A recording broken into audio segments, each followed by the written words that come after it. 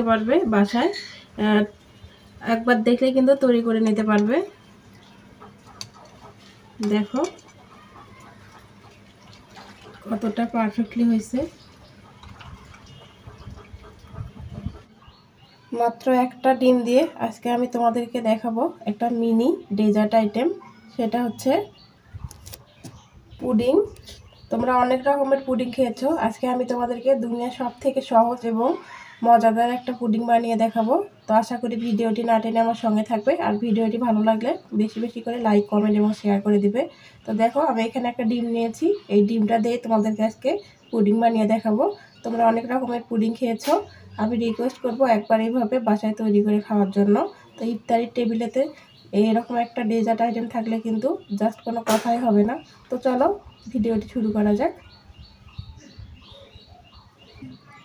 এটার মধ্যে দিয়ে দিচ্ছি চিনি। এখানে আমি দেখো হাফ কাপের অর্ধেক চিনি নিয়েছি।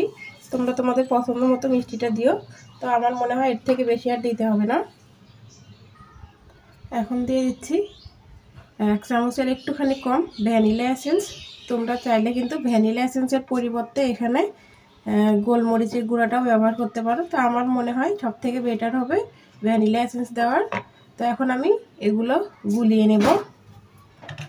তো আমি এখন একটা কাঁটা চামচের সাহায্যে খুব ভালোভাবে চিনিটা মিক্স করে নেব ডিমের সঙ্গে। যতক্ষণ না গলে যাবে ততক্ষণ এগুলো মিক্স করতেই থাকতে হবে।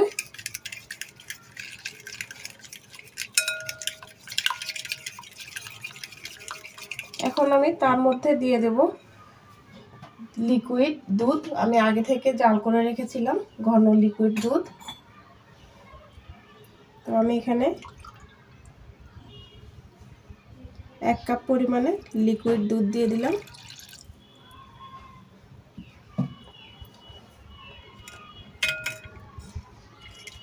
দিয়ে ভালোভাবে মিক্স করছি।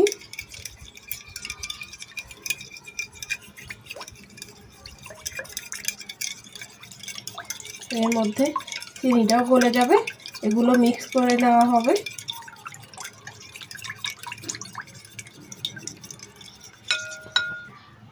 দেখো খুব সুন্দরভাবে কিন্তু গুলিয়ে নেওয়া হয়ে গেছে, চিনিটা একদম গলে গেছে। তো এখন আমি একটা ছাঁকনির সাহায্যে এগুলো ছেঁকে নেব। তো আমি যে বাটিটার মধ্যে দেব সেটার মধ্যে একবারে ছাঁকবো। এটার মধ্যে আমি ছেঁকে নিচ্ছি।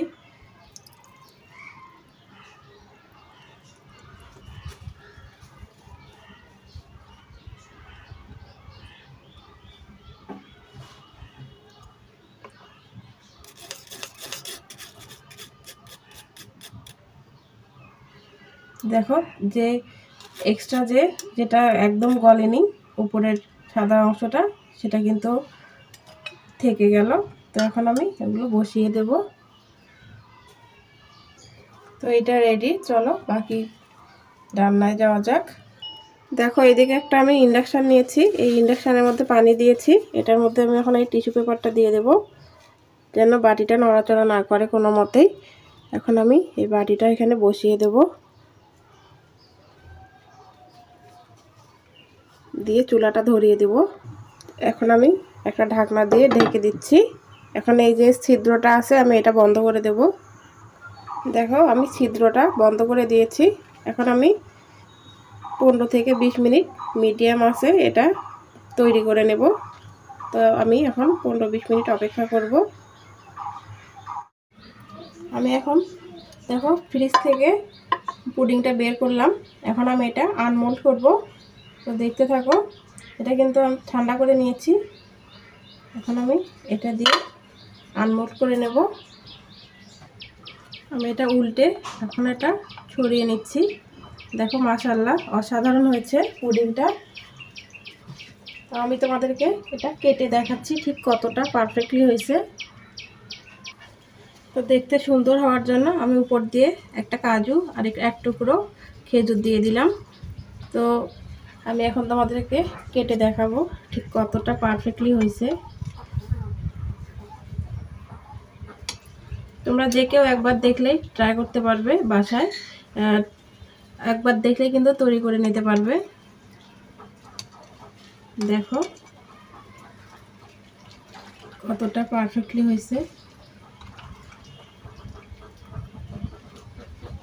তো বন্ধুরা, আমার এই ছোট্ট ভিডিওটি কেমন লাগলো অবশ্যই কমেন্টের মাধ্যমে জানাবে। ভিডিওটি ভালো লাগলে বেশি বেশি করে লাইক, কমেন্ট এবং শেয়ার করে দিও। নিজে দেখো এবং অন্যদেরকে দেখার সুযোগ করে দিও।